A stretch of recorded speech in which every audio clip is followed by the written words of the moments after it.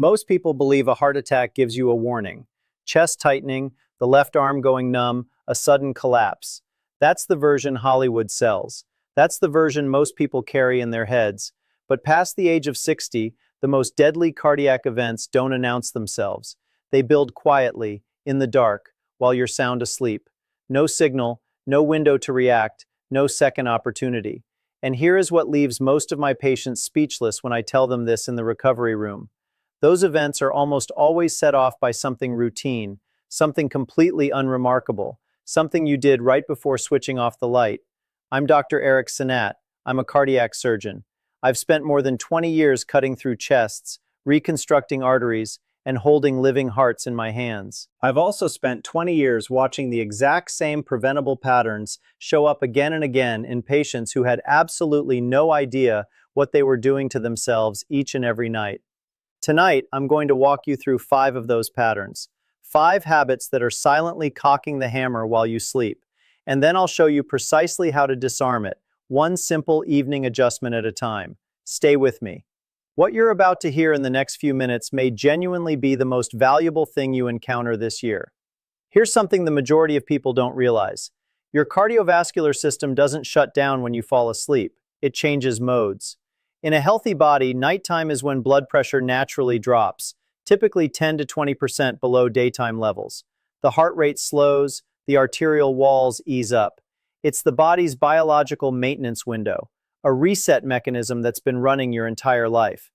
But after 60, that system becomes far less dependable. The vessels stiffen, pressure regulation loses its precision, certain hormonal signals that once shielded the heart during sleep begin to fade, and the margin for error shrinks considerably. Think of it this way. During the day, your cardiovascular system has fallback mechanisms. It can adjust, it can compensate. At night, many of those mechanisms go offline. The body is operating with a skeleton crew. That's what makes the night different once you cross 60. That's why the window between midnight and 6 in the morning carries the highest concentration of heart attacks and strokes in people over 60. Not the afternoon, not the morning rush, the quiet hours. The hours when no one is watching but your habits still are. And here's the part that changes everything. What unfolds during those vulnerable hours is largely shaped by what you did before bed, the meal you had, the pill you took or skipped, the temperature in the room, decisions that felt entirely ordinary. That's exactly what we're going to unpack, starting right now with the one that catches my patients most off guard. Let me ask you something. What time did you sit down for dinner last night? And what was on the table? I ask every single patient that question, and for a striking number of people over 60, the answer lands somewhere around 8 or 9 at night, sometimes even 10. A full plate. Pasta, rice, meat, something fried perhaps, followed by the couch, then bed within an hour or two. I get why it happens. Long days, family rhythms, decades of the same routine. But from a cardiac perspective, this habit is doing quiet, consistent damage to your heart. A heavy late dinner is one of the most underestimated pressures your heart is asked to handle. Here's what's taking place inside your body. When you consume a large meal, your digestive system demands a dramatic surge in blood flow. Your heart pumps harder, blood pressure climbs, blood fats, specifically triglycerides, spike sharply within 2 to 4 hours after eating. Now layer that on top of going to sleep. Your body expects the evening to be a gradual wind down, not a full cardiovascular emergency. Instead, your heart is pulling double duty, digesting a heavy dinner while simultaneously trying to shift into its recovery cycle. Those two demands directly oppose each other. And in someone over 60 with any level of arterial stiffening, that conflict carries real consequences. Research has consistently found that eating within 2 to 3 hours of sleep is tied to elevated nighttime blood pressure, higher rates of acid reflux that can mimic and even trigger cardiac symptoms, and an increased likelihood of cardiovascular events during sleep. The solution is not complicated. Wrap up your main meal by 6 or 7 in the evening. Keep anything eaten later light, lean protein and vegetables, not heavy fats and refined carbs. Does your dinner schedule resemble what I just described? You'd be surprised how many people say yes and have never once connected it to their heart. Now, this next one I need you to take seriously because this is where the most preventable damage takes place. In my clinical experience, if you are over 60 and you take medication for high blood pressure, and statistically more than 60% of people in that age group do, The timing of that medication carries enormous weight, more than most doctors ever take the time to explain. For most people, blood pressure follows a predictable arc through the day.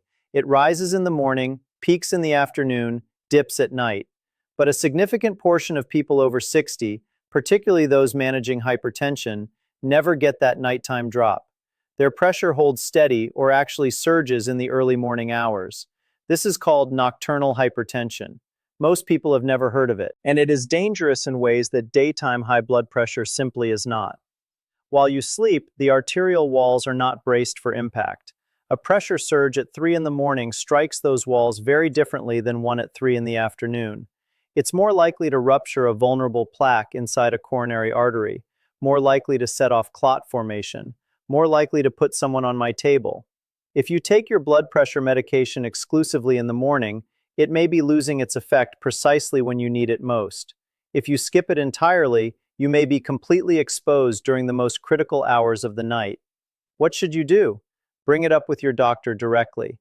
Ask whether your medication should be shifted to evening rather than morning. That conversation takes 2 minutes. It could save your life. There is solid evidence, including the Haya chronotherapy trial, showing that evening dosing of blood pressure medication meaningfully reduces cardiovascular risk during sleep. That is not a minor tweak. That is a potentially life-changing discussion to initiate. Don't assume the timing is irrelevant.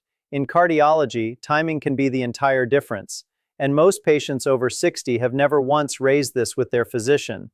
I want you to picture someone you know who snores, a partner, a parent, maybe you yourself. That heavy, uneven rumbling in the night. Most people treat it as a nuisance, something to joke about, something to nudge your partner awake over.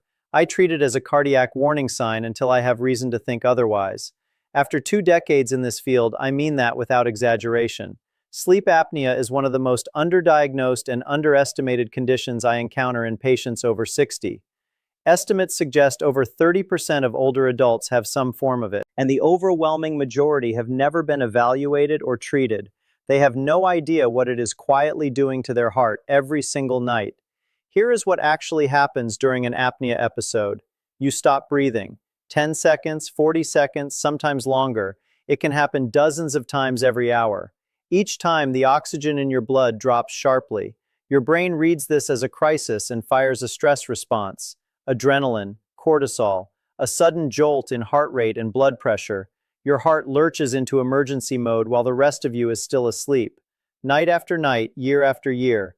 Now picture that happening 30, 40, 50 times within a single night. What that does to the cardiovascular system is not subtle. Sleep apnea is directly associated with a 3-fold higher risk of heart attack. That figure alone should stop you cold.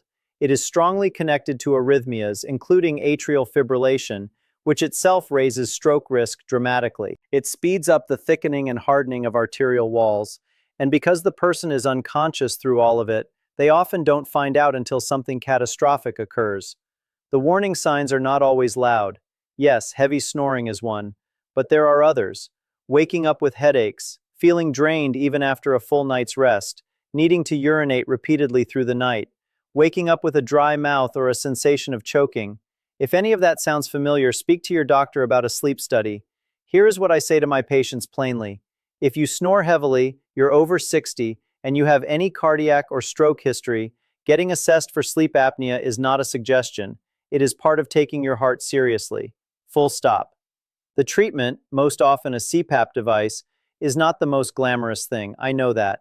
But what the data shows it does for heart health is genuinely remarkable. Patients who use CPAP consistently show measurable drops in blood pressure, lower rates of atrial fibrillation, and significantly reduced cardiac risk. One device, one habit, substantial protection. Does anyone in your home snore? Have you ever been told you hold your breath during sleep? Don't breeze past this one.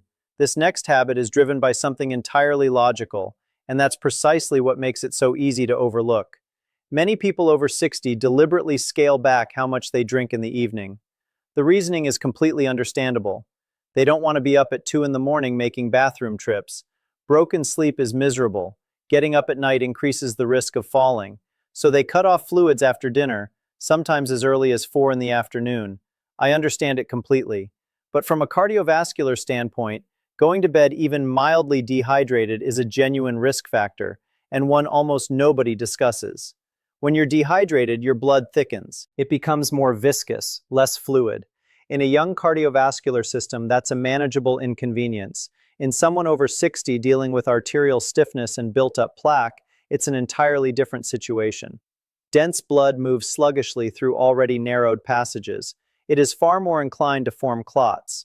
And here's the timing issue most people never consider. During sleep, your heart rate naturally slows. Blood moves through the system more gradually anyway.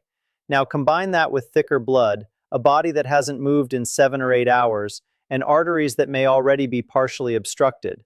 That combination, dehydration, reduced circulation, stillness, and vessel disease, is one of the primary reasons strokes and heart attacks tend to cluster in the early morning hours. The fix here is genuinely straightforward. Drink a full glass of water before bed. Not a large volume, just 8 ounces. Enough to keep your blood from thickening unnecessarily overnight. Set another glass on the nightstand for when you stir. That mild thirst at 2 in the morning? Your body is asking for something your heart also needs. You don't have to choose between protecting your sleep and protecting your heart. Here is one that catches nearly every patient off guard because it sounds almost too basic to matter. What temperature is your bedroom at night? Most people have never considered it through the lens of heart health. They think about comfort, personal preference, but there is a specific range your cardiovascular system functions best within. Outside of that range, your heart is quietly working harder than it needs to, every single night. Start with too warm. When your room is above roughly 22 degrees Celsius, around 72 Fahrenheit, your body spends the night trying to offload heat. Blood vessels dilate, heart rate stays elevated, sweating ramps up fluid loss, which loops right back to the dehydration issue we just covered. And critically, sleep quality suffers. You spend less time in the deep restorative stages where the heart gets its most effective overnight recovery. Now flip it. A bedroom that's genuinely cold, below 16 or 17 degrees Celsius, creates a different kind of cardiovascular strain. Cold triggers vasoconstriction. The blood vessels tighten to hold core body heat. Blood pressure rises. The heart pushes against increased resistance. For anyone already managing coronary artery disease or hypertension, that overnight pressure rise is not trivial. The ideal range for both sleep quality and cardiovascular protection sits between 18 and 22 degrees Celsius, or 65 to 72 Fahrenheit. Within that window, the body stays in thermoneutral territory. Vessels relaxed, heart rate low and steady, sleep stays deep. One thermostat adjustment, real protection. Everything I've laid out so far might feel like a long list of concerns. I want to reframe that entirely, because when you look at all 5 habits side by side, what you actually have is a blueprint, a simple, practical evening routine that addresses every single one of them. I call it the heart-safe evening routine, and it fits into an ordinary life without dramatic disruption. Here's how it looks. Between 6 and 7 in the evening, that is your window for the main meal. Lean protein, vegetables, a moderate portion of carbohydrates if needed. Not a feast, not a fast. A proper dinner at a sensible hour, giving your heart 3 to 4 full hours to settle before sleep. At 7, water and medication. If your doctor hasn't discussed the timing of your blood pressure prescription with you, tonight is the night you make a note to ask. Evening dosing may offer significantly more protection. Take that question seriously. Between 8 and 9, your wind-down window. A gentle walk, some reading, and easy conversation. Step away from screens, especially bright phone screens, which suppress melatonin and keep the nervous system running hot far longer than it should before sleep. By 9, check the bedroom. Adjust the thermostat, crack a window briefly, place a glass of water on the nightstand. It takes 90 seconds. It matters. By 10, you're in bed. And here is one final detail that costs you absolutely nothing. If you snore, or if you've been told you stop breathing in your sleep, try sleeping on your side instead of your back. Back sleeping dramatically worsens airway obstruction. A simple positional shift can reduce apnea episodes noticeably while you move toward a formal evaluation. Dinner by 7, water and pills at 7, calm evening until 9, room set by 9, bed by 10, on your side. The question is never whether this routine works. The evidence is clear.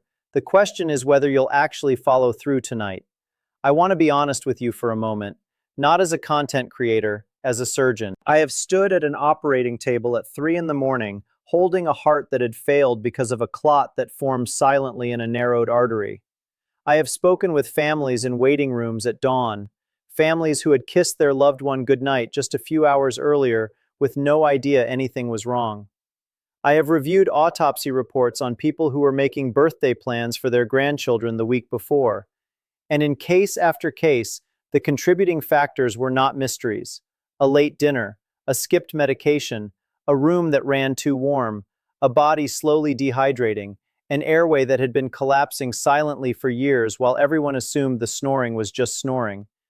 These are not rare risk factors. They are not exotic. They are the background hum of millions of ordinary nights. And that background hum, accumulated night after night, year after year, can become a cardiac event that nobody saw coming because nobody knew to look. Here is the truth that 20 years in the operating room has handed me. Most of the hearts I've had to repair didn't fail from bad luck. They failed from bad information. Information those patients simply never had. You now have it. The question is what you choose to do with it tonight, not next week, not after your next appointment, tonight. Let's bring it all home. 5 habits, 5 fixes. I want you walking away with a concrete action plan, not a vague sense of dread. 1.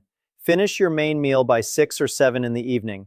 Not a radical overhaul of your diet, just a reasonable dinner at a reasonable hour. 2. Speak with your doctor about the timing of your blood pressure medication. Ask specifically about evening dosing. That single conversation may be the most important medical exchange you have this year. 3. If you snore, if you wake up exhausted, if anyone has ever told you that you hold your breath during sleep, get evaluated for sleep apnea. At 60 plus, this is not optional. It is part of treating your heart with the respect it deserves. 4. Drink a glass of water before bed. Keep one on the nightstand. Don't allow your blood to thicken overnight because you were avoiding a bathroom trip. 5. Set your bedroom between 18 and 22 degrees Celsius, 65 to 72 Fahrenheit. That number protects your vessels and costs you nothing. Now I want to ask you something directly, and I genuinely mean it. Which of these 5 habits do you recognize in yourself? I'd be willing to bet at least 2 or 3 landed close to home. You're not alone in that. Most of my patients see themselves somewhere on this list. The difference is, you now know what to do about it. If this gave you something useful, please pass it along. There is someone in your life, a partner, a sibling, a close friend, someone over 60 who has never once made the connection between what they do before bed and what their heart is doing during the night. Send it their way. Take care of that heart. It has been running without pause, every single minute of every single night for your entire life. Give it the conditions it needs to keep going. One final note. Everything I've shared here is general medical information grounded in current cardiovascular research and my own clinical experience. It is not a substitute for your personal medical care. Before making any changes to your medication schedule in particular, please consult your own physician. That's not a liability disclaimer. That's genuine guidance from someone who wants you still here, still watching, a decade from now. Good night. Sleep well. Start tonight.